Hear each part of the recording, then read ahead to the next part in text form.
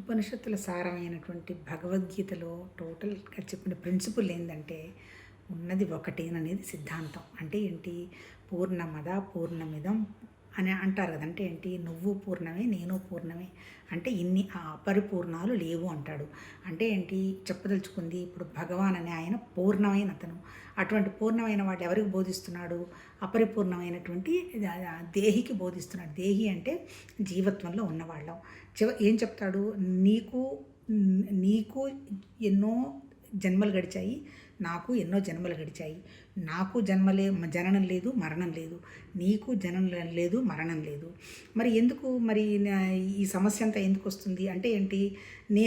నేను కూడా పరిపూర్ణం అనేటువంటి భావం కనుక నేను గ్రహిస్తే, అంటే నేను అర్థం చేసుకుంటే, దాన్ని నేను ప్రతి నిమిషం అనుభవంలోకి తెచ్చుకుంటూ ఉంటే, అనుభవంలోకి తెచ్చుకోవటం అంటే మళ్ళీ పెద్దగా ఏమీ లేదు. నేను అదే అనేటువంటి విషయాన్ని నేను 24 గంటలు గుర్తుంచుకోగలిగితే ఏది వినాల్సిన అవసరం లేదు, దేనికి వెళ్ళాల్సిన అవసరం లేదు.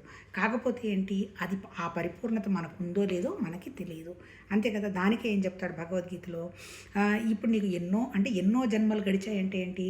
మనకు కావలసిన కోరికలు నెరవేర్చుకోవటానికి బోలెడు జన్మలు గడిచిపోయి ఉండొచ్చు. తర్వాత కర్మని యోగంగా చెప్పటానికంటే ఏంటి?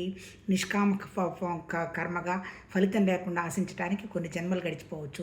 తర్వాత మనసులో ఉన్నటువంటి ఆలోచనలు, కోరికలు అవన్నీ తీర్చేసుకోవటానికి, ఒకే ఆలోచనకు రావడానికి కొన్ని జన్మలు గడిచిపోయి ఉండొచ్చు. ఆ తర్వాత ఏంటి? మనసుని ఒక భక్తి మార్గంలో పెట్టి పరమాత్మతత్వం తప్ప ఇంకొకటి ఏమీ లేదు అనడానికి ఇంకా జన్మలు గడిచిపోవచ్చు. అల్టిమేట్ ఏంటి? జ్ఞానం.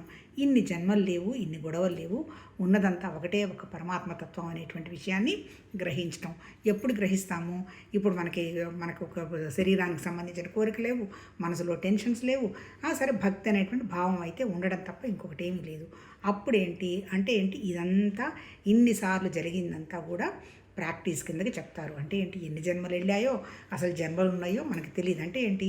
ఈ భావాలన్నా అనుకుందాం కాసేపు. అంటే ఏంటి? నేనే చేస్తున్నాననే కర్తృత్వ భోక్తృత్వ భావన, నా మనసులో బోలెడు ఆలోచనలు వస్తున్నాయి అనేటువంటి అనవసరపు టెన్షన్స్, అంతే కదా. డివిజిబుల్ అనమాట మనం. అంటే ఏంటి? అన్నీ మనకి భేదాలే. మన శరీరంలో కూడా మన అంగాలు కూడా భేదాలే. కన్ను చేసే పని ముక్కు చేయదు, ముక్కు చేసే పని చెవు చేయదు, ఏం చేయలేదు. అంటే ఏంటి? మన మనసులో ఉన్నవి కూడా రకరకాల అనవసరమైన భేదాలు. ఇవన్నీ పోగొట్టుకున్న తర్వాత, దాన్ని పోగొట్టుకోవడం ఎట్లా పోగొట్టుకుంటాం? ఒకటి గ్రహిస్తూ వదిలేసుకుంటూ పోవడాన్ని ప్రాక్టీస్ అంటారు. అల్టిమేట్ ఏంటి? ఇప్పుడు మరి ఇన్ని జన్మలో, ఈ జన్మో, మరి ఇన్ని వ్యవహారాలో లేదో ఇవన్నీ మనకు తెలియదు. ఈ సోదంతా వెళ్ళిపోయిన తర్వాత అల్టిమేట్ ఏంటి? ఎగ్జామినేషన్. ఎంతసేపు ఎగ్జామినేషన్ రాస్తాం? 2 గంటలు రాస్తాం, 3 గంటలు రాస్తాం. దానివల్ల వచ్చేది ఏంటి? ఫలితం చూసుకుంటాం. అంటే ఏంటి? మనం ఫలితం